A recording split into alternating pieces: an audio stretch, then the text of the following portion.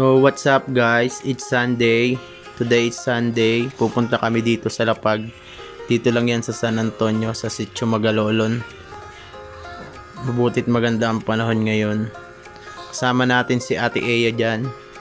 Tapos yung aming pamangkin na makulit, si Ali Potpot. Sumama din sa amin. Kumalikot baby. Yan, pine-prepare ko na nga pala dyan yung ano. Yung lulutuing karne. Yan o. Mayroon tayong dish for today ay yung style Bicol Express. Sinakuhan ko na nga yan. Tapos sila Kuya Dane nga pala ay nag-swimming na. Silang dalawa ni Ate Eya. Tignan nyo naman. Sa beautiful day. Mainit tapos mataas yung tubig. Ang sarap mag-swimming dyan. Kahit parang may crocodile dyan. Dito na nga rin pala yung aking kapatid na si Rendel.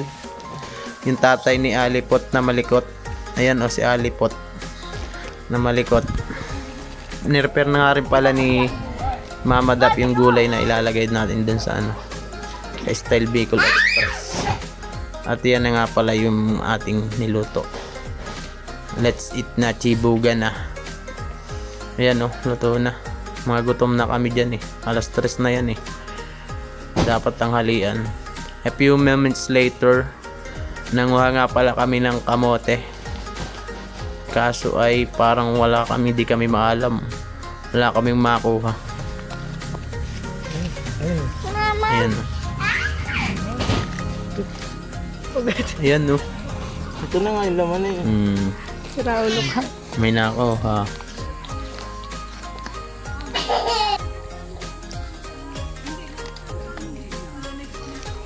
Kaya manalbos na lang blended. Ayan, nanalbos na lang kami dyan. Pang ulam. Mas mabuti pa yung talbos. Sabi kasi ng aking nanay, meron na daw eh. Kasi wala kaming makuha. Meron na daw laman yung kamote. Kasi wala kaming makuha. Ayan o, nangunguha na din si Londag. Yan sila oh. Sila Mama Dap saka yung magpinsan na makulit. Hi daw, hi. Sabi ni Ate Gwen. Hi, Ali. Dito lang yan sa Lapag. Lapag kung tawagin dito sa amin. Ayan oh, may mga nagiinuman dun. Yung mga pinsan. So ayun, uwian na. Thank you for watching. Bye bye.